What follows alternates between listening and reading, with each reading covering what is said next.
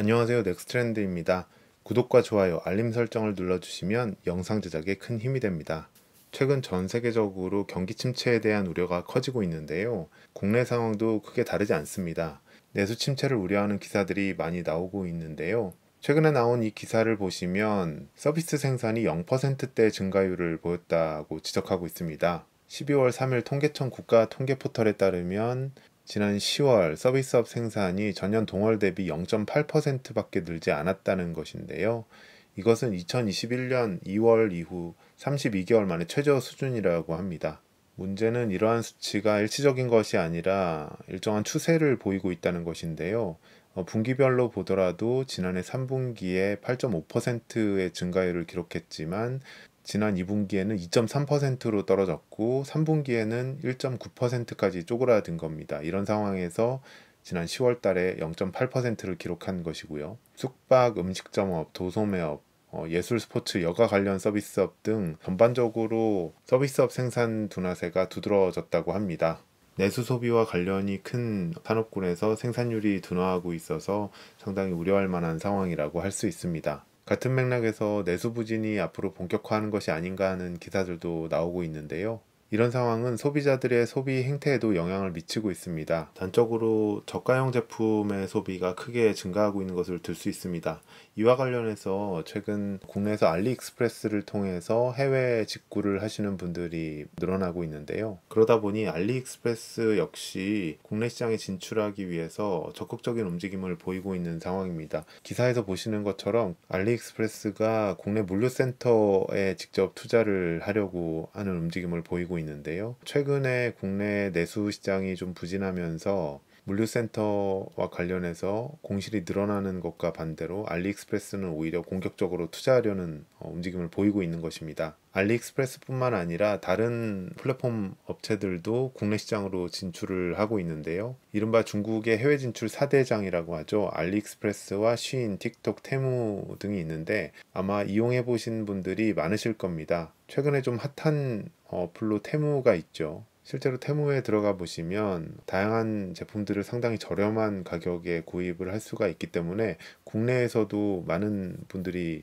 이용을 하신다고 해요. 거기에다가 과거에는 중국에서 직구를 할 경우에 배송일이 뭐 한 달 정도 걸리던 곳에서 이제는 일주일도 안 걸리는 경우도 나타나고 있습니다. 그런데다 중국 업체들이 배송비도 상당히 저렴하게 책정을 하고 있기 때문에 저렴한 제품을 찾으려는 국내 소비자들의 수요와 맞물려서 상당히 큰 인기를 얻고 있는 상황입니다. 그런데 여기서 주목할 만한 점은 내수 경기가 침체되면서 단순히 저가형 제품에 대한 수요만 늘어나는 것이 아니라 상대적으로 소득 수준이 높은 소비자들이 많이 찾는 명품에 대한 인기도 좀 시들해지고 있다는 것입니다. 많은 경우에 경기가 침체되면 다 같이 어려움을 겪는 것이 아니라 상대적으로 저소득층이 더 어려움을 겪게 되면서 빈부격차가 더 커지는 경우가 많은데요. 그러다 보니까 중산층이라든지 저소득층은 어려움을 겪더라도 오히려 가격이 높은 고가의 명품이 더 잘 팔리는 그런 상황도 볼 수가 있었는데요. 현재의 상황은 명품도 잘 팔리지 않는다는 겁니다.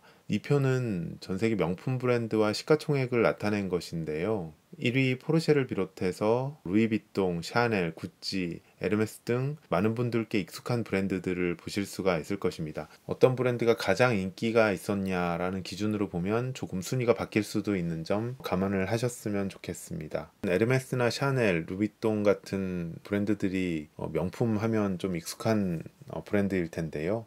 흥미롭게도 이들 브랜드의 주가는 조금씩 다른 모습을 보이고 있습니다. 예를 들어서 대표적인 명품 브랜드인 에르메스 같은 경우에 최근 상승세를 지속하고 있는데요. 최근 6개월 동안의 주가를 보시면 가파르게 상승하면서 사상 최고가를 경신하는 모습을 보이고 있습니다. 반면에 루비통을 만드는 LVMH 같은 경우에는요, 올해 1년 차트를 보면 전반적으로 다소 부진한 모습을 보이고 있습니다. 상대적으로 루비통이 중국을 비롯한 아시아 시장에서 상당히 대중화되었기 때문이 아닌가 싶은데요. 잘 알려진 것처럼 중국의 명품 시장이 상당히 가파르게 성장을 해왔죠. 하지만 최근 중국의 경기가 상당히 부진한 모습을 보이면서 명품 산업에도 큰 타격을 입히고 있는 것입니다. 참고로 샤넬의 경우 역시 많은 분들이 선호하는 명품 브랜드인데요. 에르메스나 루비통과 달리 비상장 회사이기 때문에 샤넬 주식은 매수할 수가 없습니다. 글로벌 경기가 전체적으로 상당히 부진한 모습을 보이면서 글로벌 명품 시장의 성장세도 상당히 둔화하는 모습을 보이고 있는데요. 최근 컨설팅 업체인 베인앤컴퍼니가 발표한 자료에 따르면 올해 세계 명품 시장은 514조 4,900억 원에 이를 것으로 전망이 됩니다. 사실 지난 몇 년 동안 글로벌 명품 시장은 빠르게 성장을 해왔는데요. 2019년에 399조 원이었던 명품 시장 규모가 2020년에는 312조 6,700억 원으로 큰 폭으로 감소를 했습니다. 코로나 팬데믹의 여파 때문이었죠. 그러나 2021년에는 412조 1,600억 원으로 전년 대비 31.8% 증가했고요. 2022년에도 496조 100억 원으로 전년 대비 20.3% 증가했습니다. 상당히 높은 증가율을 유지해 왔던 것인데요. 하지만 2023년의 경우에 514조 4,900억 원으로 전망되면서 전년 대비 성장률이 3.7%에 그치는 것으로 나타났습니다. 성장률이 확 꺾인 것인데요. 문제는 이렇게 되면 명품 브랜드들 입장에서는 재고가 상당히 쌓인다는 것입니다. 실제로 유럽 온라인 명품 쇼핑몰 마이테레사에 따르면 올해 시장 상황이 금융위기가 덮친 2008년 이후 최악이라면서 지난 3분기 말 기준 재고가 1년 전보다 44%나 급증했다고 합니다. 재고가 44% 급증했다는 것은 상당히 심각한 상황으로 볼 수가 있겠죠. 이처럼 재고가 크게 증가하면 보통 기업들은 가격을 인하해서 이른바 재고 떨이에 나서게 됩니다. 재고를 그대로 쌓아두는 것보다는 할인 판매를 해서 매출과 실적을 올리는 것이 좀 더 낫다고 판단하는 것이죠.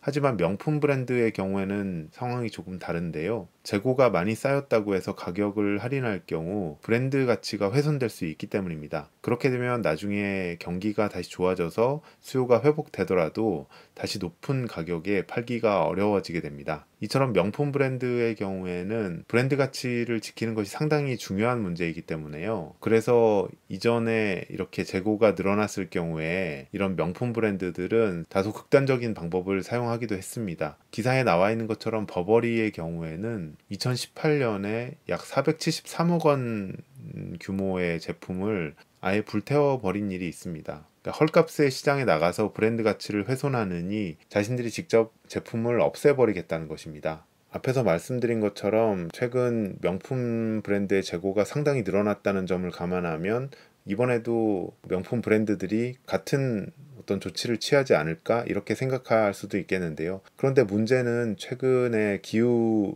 변화가 심각해지면서 유럽연합 회원국들이 이렇게 제품을 대규모로 소각하는 것이 환경을 지키고 기후변화를 막는 데 도움이 되지 않는다 이렇게 해서 이런 소각을 금지하기로 결의를 한 것입니다. 그러다 보니 명품 브랜드들이 과거와 같은 방식으로 제품을 소각하는 것이 사실상 어려워졌습니다. 명품 브랜드 입장에서는 상당히 늘어난 재고를 어떻게든 처리를 해야 되는 입장에 놓이게 된 것인데요. 실제로 최근에 월스트리트 저널에서 이런 기사를 냈습니다. 기사의 제목만 보더라도 이 럭셔리 스토어들이 unsold stuff, 그러니까 팔리지 않은 재고들로 넘쳐나고 있다는 것입니다. 국내 언론들도 이런 상황을 소개하는 기사들을 내놓고 있는데요. 전 세계 경기가 침체하면서 전반적인 소비가 부진할 뿐만 아니라 명품 소비에 대한 수요도 줄어들었고요. 이에 따라서 명품 브랜드의 재고가 크게 증가했는데 기후변화를 막기 위한 규제 때문에 과거와 같은 소각이라든지 이런 처분이 사실상 불가능해지면서 이러한 재고를 할인해서 판매할 가능성이 높아졌다는 겁니다. 글로벌 경기 침체와 기후변화가 맞물리면서 명품 산업에 큰 변화를 초래하고 있는 것인데요. 어떻게 보면 소비자 입장에서는 명품을 좀 더 저렴한 가격에 구입할 수 있는 기회가 되지 않을까 하는 생각도 듭니다. 혹시 명품 브랜드를 구입하실 의향이 있으셨던 분들에게는 좋은 기회가 되지 않을까 생각도 듭니다. 이상 넥스트렌드였습니다.